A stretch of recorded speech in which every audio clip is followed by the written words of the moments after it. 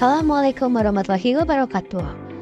Nama saya Tira Nanda Livia dari kelas 11 IPS 2 ingin menjelaskan tentang 16 lembaga-lembaga internasional. Sebelum menjelaskan tentang lembaga-lembaga ekonomi internasional, saya di sini ingin menjelaskan terlebih dahulu tentang apa itu kerjasama internasional. Kerjasama ekonomi internasional adalah kerjasama yang dilakukan satu negara dengan negara lain atau dengan beberapa negara lain sekaligus. Adapun kerjasama ekonomi internasional adalah kerjasama beberapa negara yang saling menguntungkan di bidang ekonomi. Di sini ada lembaga-lembaga ekonomi internasional. Yang pertama ada ASEAN atau Association of Southeast Asian Nations. Adalah organisasi regional antara negara-negara Asia Tenggara yang bertujuan meningkatkan kerjasama di bidang ekonomi, politik, sosial, dan budaya. Salah satu program pentingnya adalah Masyarakat Ekonomi ASEAN atau MEA yang mendorong perdagangan bebas antara anggota. Yang kedua ada APEC atau Asia Pacific Economic Cooperation. Adalah forum kerjasama ekonomi di kawasan Asia Pasifik yang mendorong pertumbuhan ekonomi yang inklusif, perdagangan bebas, dan peningkatan investasi antar negara anggotanya, termasuk Indonesia. Yang ketiga, ada APOP, ASEAN Productivity Organization, bertujuan meningkatkan produktivitas dan daya saing negara-negara Asia melalui pelatihan, riset, dan pertukaran pengetahuan. APO sering bantu UMKM dan pelaku industri kecil menengah di negara berkembang. Yang keempat, ada World Bank atau Bank Dunia. Adalah lembaga keuangan internasional yang memberikan pinjaman dan bantuan teknis untuk proyek-proyek pembangunan di negara berkembang, seperti pembangunan infrastruktur, pendidikan, dan pengurangan pemiskinan. Yang kelima ada European Union atau Uni Eropa. Adalah organisasi kerjasama antar negara Eropa yang membentuk pasar tunggal dan kebijakan ekonomi bersama. Meski Indonesia bukan anggotanya, Uni Eropa menjadi mitra penting dalam perdagangan dan investasi. Selanjutnya, yang keenam adalah ILO atau International Labour Organization. Adalah lembaga PBB yang mengatur standar kerja internasional. ILO berfokus pada hak-hak pekerja, keselamatan kerja, dan penghapusan diskriminasi serta pekerja anak. Yang ketujuh, OPEC atau Organization of the Petroleum Exporting Countries adalah organisasi negara penghasil minyak dunia. Tujuannya adalah mengatur produksi dan menjaga stabilitas harga minyak di pasar global.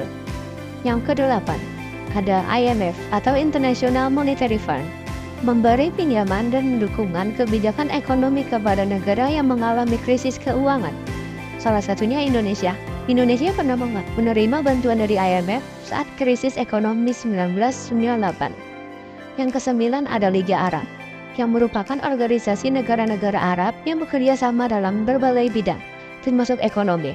Masih fokus utamanya politik, Liga Arab juga mendukung integrasi ekonomi antar negara anggotanya.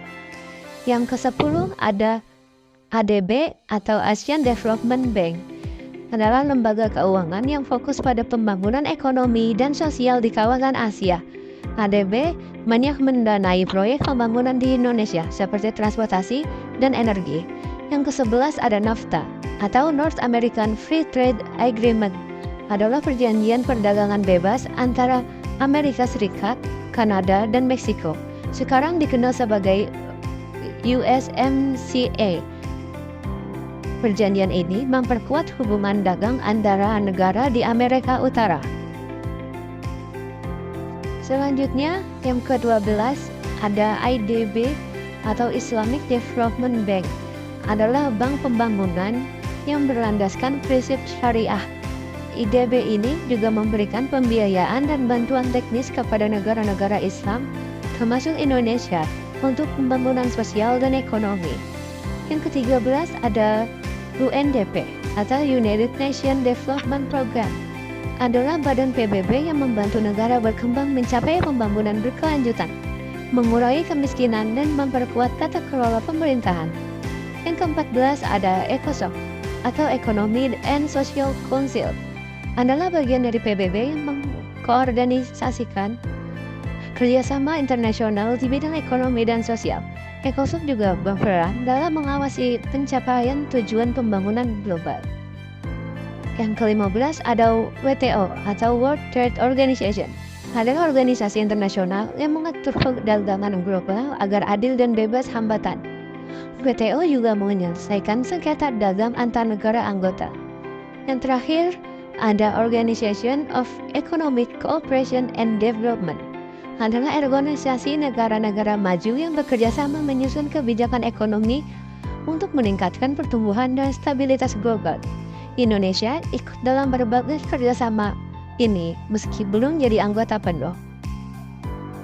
Nah, itu dia materi tentang lembaga-lembaga ekonomi internasional dan peran pentingnya dalam kerjasama antar negara. Semoga menambah wawasan kita dan bikin kita makin paham bagaimana dunia saling terhubung lewat ekonomi. Sampai ketemu di materi berikutnya.